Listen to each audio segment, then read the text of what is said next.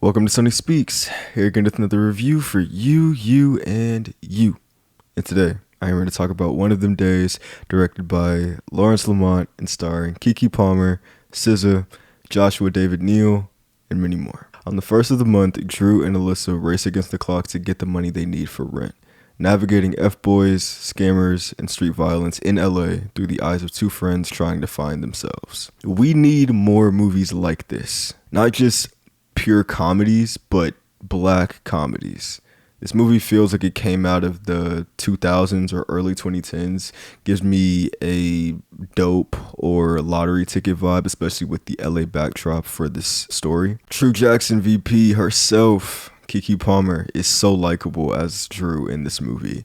She's smart, caring, funny, but has a temper when pushed to a certain limit. Her character is relatable and enjoyable to watch throughout the film, and I think Dreux is another character in the awkward black girl Hall of Fame. She also has Chris Tucker-isms that I noticed, but maybe I'm just connecting this too much to Friday, even though it does have a Friday feel to it. I feel like this is a movie that is going to stand the test of time. It's already number one in America right now, and that is just really dope to see a two black women-led movie be number one in the box office. Is incredible. SZA is a good actress. She plays Alyssa, and her comedic timing is natural, and the emotional moments that she gives never felt forced or contrived.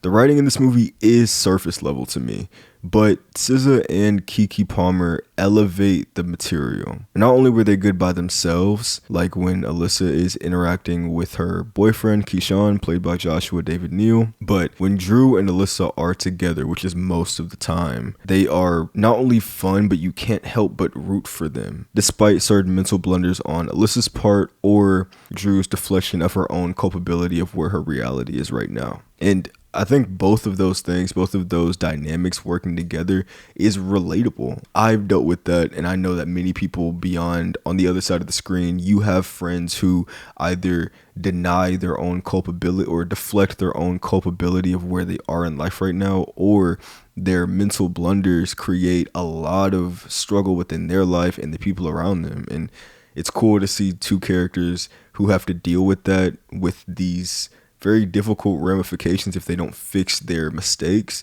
but they always have each other's back. It's a really cool friendship, sisterhood. It's very fun and a very lighthearted thing that I feel like we need in the world right now. The comedy is where I have a problem in this movie. In the beginning of the movie, the jokes are strong, woven within the narrative well through conversations and quick dialogue. One of the funnier scenes to me being when they go to get a loan, where Lucky, played by Cat Williams, begs them to reconsider. But in the middle of the movie, there was a large chunk where the jokes just didn't land for me.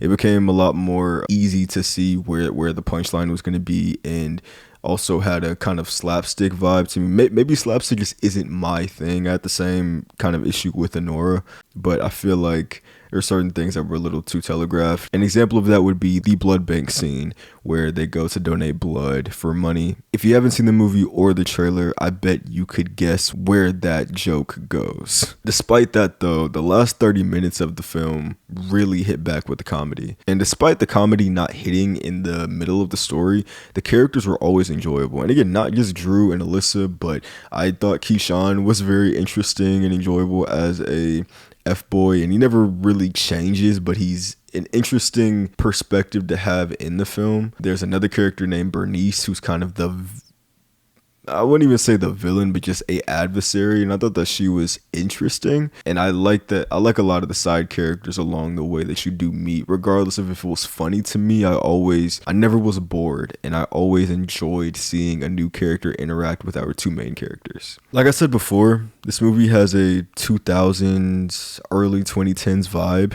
Even in the way that it showcases the time that they are racing against to not be evicted. I liked the visual presentation and the vibe of the movie. The colors get to be colors, which I appreciate. And the costume designer, Cairo Courts, did a great job putting all of the characters in outfits that popped and fit their personalities in expected and unexpected ways. The outfit that Dreux wears for her interview, the blazer over the lime green outfit, I don't know why I thought that was like super fly, but Keke Palmer also just looks beautiful in this movie in general, but I really liked that outfit. I thought it was dope. Overall, I enjoyed this movie. Like I said, and I'm glad that I'm saying that a lot so far in 2025, that overall I'm enjoying these movies. I don't want to go into a movie and dislike it. Like I said in the beginning, we need more lighthearted movies like this, especially in the times that we are in, not only in this country, but in the world. Make fun black comedies again. I would give this movie a partly sunny rating.